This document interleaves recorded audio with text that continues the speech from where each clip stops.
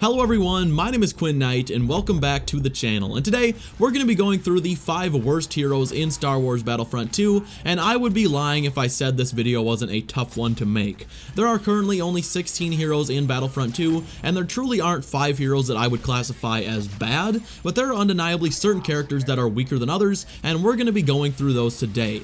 Yesterday, DICE announced that the next patch would include some huge buffs and nerfs to certain heroes and villains, and I wanted to make this video right before they rebalance everything, because we've been streaming this game almost every single night, and I've really gotten to know each and every hero in Battlefront 2 quite well as they currently stand, and I feel quite confident with which heroes just aren't as strong as others, although I think it's important to point out that numbers 3, 4, and 5 all do have their uses, especially 4 and 5. They fill a nice little niche, but they definitely don't hold up when you compare them to some of the strongest heroes like Palpatine or Chewbacca.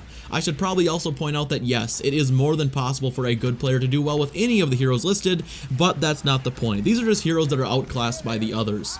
Anyways guys, before we get into our ranking, if you could drop me a like, I would really appreciate it, and also if you are new around here, absolutely feel free to subscribe. We just hit 60,000 subscribers a week ago and we are already at nearly 70k.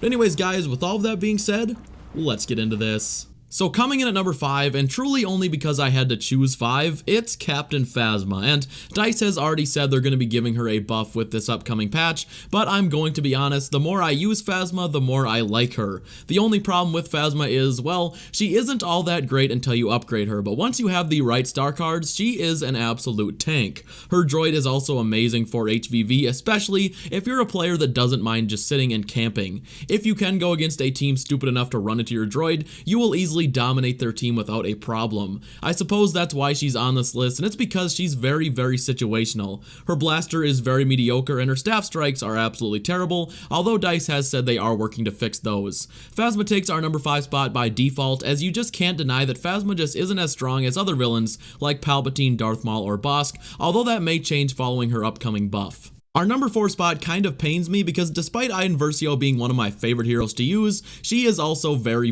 weak. She has the second lowest health of any hero in the game, her pulse cannon may be the worst hero ability in all of Battlefront 2, and her shock droid is essentially a much weaker version of Chewbacca's stun grenade and Lando's disabler. IDEN does partially make up for that with her TL-50, which is one of the best hero weapons in Battlefront 2, but it's just not enough to edge out Phasma. Again, DICE has announced they will be giving IDEN a buff with the upcoming patch, so this is based off of her current status. They specifically said they're working on fixing her droid, which I guess would be nice, but I would guess she's going to be getting a pretty strong overall buff. Her pulse cannon, in my opinion, should just be done away with. Her TL-50 is already an excellent weapon, and she just doesn't need a secondary sniper rifle. I would love for them to give her a scan ability from the campaign. That would make her low health less of an issue, but honestly, IDEN is just very close to being a great hero, but she just has some glaring issues that make her very easy to kill. She needs a slight health buff, her shock droid actually needs to do something, and her shield needs to be a lot better. Currently, it's completely useless against many things. Sentries and Wookiee warriors can shoot directly through it, and it makes IDEN incredibly easy to take down if you know what you're doing. IDEN and Boba Fett are currently the only heroes in the game that can be killed in 2 shots from a Vanguard. The difference is one of those characters has a jetpack.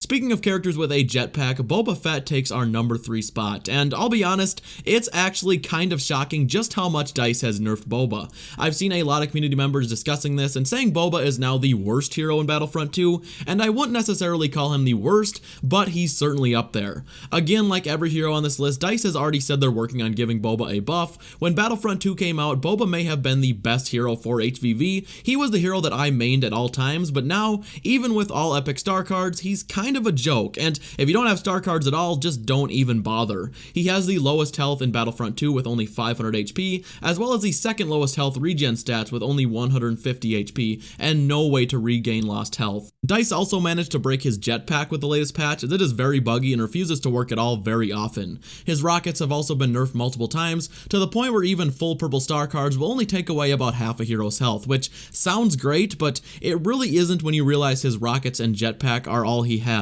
His EE3 is hands down the worst hero weapon in the game, as it is very inaccurate and just tickles enemies when you actually land shots, and my god, his concussion grenade is absolutely useless unless you have the blaster disabler star card equipped, and when it comes to that star card, it currently isn't working, which I believe DICE has said they're looking into.